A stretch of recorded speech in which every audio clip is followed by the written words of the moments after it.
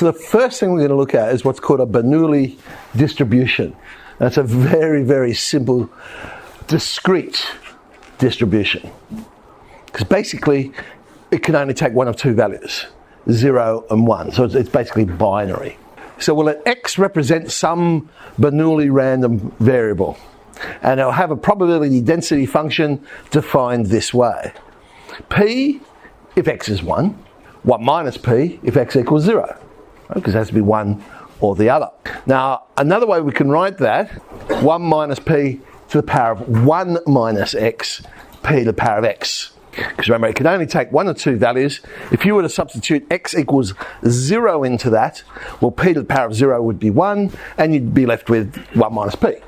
If you were to substitute 1 into that, now the 1 minus p is to the power of 0, and you're left with p, which is our distribution there. So let's put that into our table.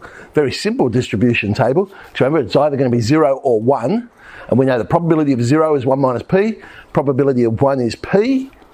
They add up to give 1, which is what we want. And now to work out our expected value and our variance, we'll need xpx and x squared px, which also just goes 0 and p. So our expected value would be the sum of the xpx. So our expected value is p, the probability of something happening. That would be what we would expect. The variance, so expected value of x squared minus the average squared, ends up being p times 1 minus p. So if x is a Bernoulli distribution, so BERN standing for Bernoulli, with a probability of p, then we know the expected value is p and the variance is p times 1 minus p. That's basically what we need to know about Bernoulli distributions. Well, that brings up binomial probability then.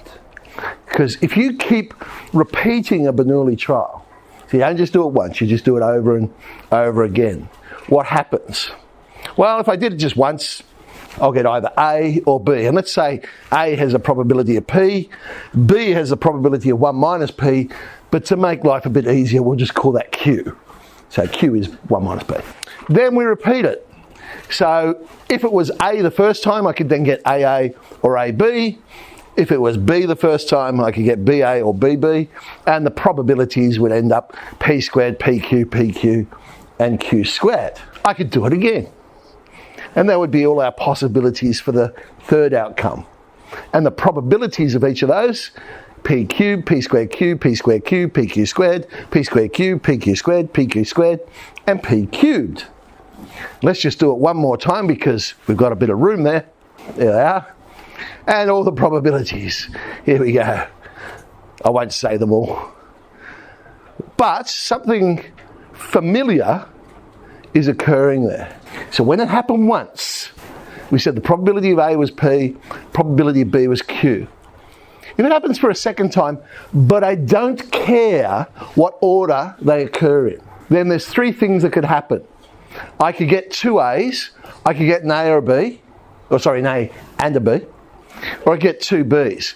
But there were two situations where we got an A and a B. So the probability of just getting an A and a B, and we don't care what order it occurs in, would be 2PQ. But then have a look at each of those terms. P squared, 2PQ, Q squared. 3 times. Again, not concerned with the order. So there's 4 different things that could happen. I could have all A's, I could have 2 A's and a B, an A and 2 B's, or all B's. Look what we get. P cubed, 3P squared Q, 3PQ squared, and Q cubed. And just to complete it, let's have a look at our fourth one. When we did it 4 times, we now end up with 5 different possibilities there. And we can see the outcomes. P to the 4, 4P cubed Q, 6P squared Q squared, 4PQ cubed, Q to the power of 4. It's not a coincidence that actually is back to our idea of the binomial theorem when we expanded out binomials. So if X is some Bernoulli trial, we're basically just saying that one of two things is going to happen. Either it happens or it doesn't happen. They're the two things. Then the probability that X occurs exactly K times, I don't care the order, but it happens exactly K times, then we will end up with NCK, Q to the power of N minus K, P to the power of K. basically a term in the binomial expansion that we saw in the binomial theorem. Now, it's not a coincidence, because what's happening is each time we have either a probability of P or Q. So it happens once, all the possibilities would be P plus Q. If it happens a second time, well, the second time all the possibilities would be P plus Q as well, but we would multiply together. So we get P plus Q squared. So all the possible outcomes then are all the terms in P plus Q squared. Do it again, you've now got P plus Q cubed. So you end up, all the probabilities are all the terms in P plus Q cubed, and so on and so on. So there is a direct link to our binomial theorem and what we saw back when we did that. But remember, Q is 1 minus P. I just wrote it as Q to, well, it's quicker to write, I suppose. We've got a bag, there's 30 black balls, 20 white balls. 7 drawings are made. Now, it's important with this binomial probability that it's with replacement, because the probability has to be the same every single time you do it. What's the probability of all black? X, my random variable, is going to be the number of black balls drawn. That's what we're interested in, the number of black balls that we're pulling out. So we're basically saying, what's the probability that X is 7? Now, back when we just think about simple probability, we probably would have just said, oh, well, that's 3/5 to the power of 7. When I'm thinking about in binomial probability, I'm saying, well, the chance of it happening is 3/5. I want that to the power of the number of times I want that to happen, 7. The chance of it not happening is 2/5. I want that to the power of how many times do I want it not to happen? Well, in this case, 0. But then there's the number of ways we could choose those objects. 7C7. 7C7, 3 to the 7, 5 to the power of 7, which turns out to be that wonderful number there. But if I was only interested in 4 black balls, that's where this now becomes useful. So I don't have to work out each of those probabilities. I can say, well, hang on, we're just saying a binomial probability where I want it to happen 4 times. So the probability of it happening to the power of 4, probability of it not happening then would be to the power of 3, and I would want 7C4, the number of ways I could choose. That turns out to be 7C4, 2 cubed, 3 to 4, over 5 to the 7. Now, sometimes with these questions, that's good enough for an answer. It just depends how big, I suppose, the numbers are. Because if I was to work that one out, it's not too bad, but 4,536 over 15,625. Okay, let's try this one. An election, we know 30% favour party A. So they're walking out of the polling booth, I guess, and they're asking, oh, you know, who did you vote for? So they've selected 5 people at random as they're walking out. Probability of 3 of them favoured party A. So that's what I'm interested in counting.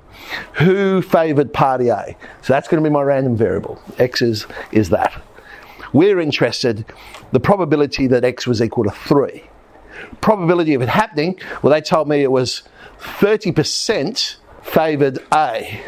It's going to be 30%, 3/10 to the power of 3, and then that therefore means it's 7/10 to the power of 2, and that will be times 5C3.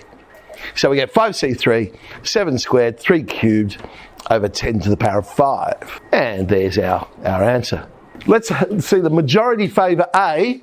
Well, majority favour A, it would be X is greater than or equal to, because you'd have 3, 4 or 5. So there's all those, and we'd add them together to get this wonderful fraction there. But all of that tidies up to be 4,077 on 25,000. At most 2 favoured A. Well, all our ideas from probability still apply. So I'll use the complementary events idea here. So it'll be 1 minus the probability of the majority favoured A, which we just worked out. So 20,923 on 25,000. Here's one from an HSC paper. So there are 5 matches on each weekend of a football season. Megan's taken part in the competition. She gets 1 point if she picks more than half of the winning teams and 0 points otherwise. The probability that she correctly picks a team is 2/3 chance. So show that the probability that Megan earns 1 point is 0.7901 to 4 decimal places. So we're interested in the number of matches she'll pick correctly. So that's what I'm going to let the random variable equal here. In order to earn 1 point, she has to pick the majority of the winning teams. And so there are 5 matches all up. She needs to get 3, 4 or 5 correct. And so in this case, probability of it happening is 2/3. So power 3, power 4, power 5. Probability of it not happening is 1/3. Power of 2, power of 1, power of 0. But then multiplied by the number of ways we could choose that. So 5C3, 5C4, and 5C5. There it is in unsimplified form. But sure enough, that does work out to be 0.7901. Now the next part of this question says, well, okay, well, let's go and find out the probability she earns 1 point every week for 18 weeks of the season. So I'm now interested in a new thing to count, so I'll call it Y. Y is going to be the number of weeks where she ends up getting 1 point. That's what I'm interested in counting. So we want to know when the probability of Y is equal to 18. She's going to get a point for every week. Well, we just worked out the probability of it happening is 0.7901. That'll be to the power of 18. So 0.2099 will be to the power of 0. 18C18. We want all of them to be 1 point. So to 2 decimal places, we get 0.01. Probability she earns at most 16 points. So at most 16, well, that's going to be a lot to work out, because you're going to have 0 weeks, 1 week, 2 weeks, 3 weeks, 4 weeks. So again, I'll use the complementary idea. It'll be 1 minus the probability of Y being greater than or equal to 17. So either she gets 17 weeks or 18 weeks, and we get 0.92. 0.92. Okay, let's have a look at another one. So in a large city, we know 10% of the population has got green eyes. Probability, 2 randomly chosen people then have green eyes. Well, this one's not a binomial probability question, it's just a probability question. Probability 2 people have green eyes would be 0.1 times 0.1. I suppose we could turn it into a binomial probability question if we wanted to, but 0.01.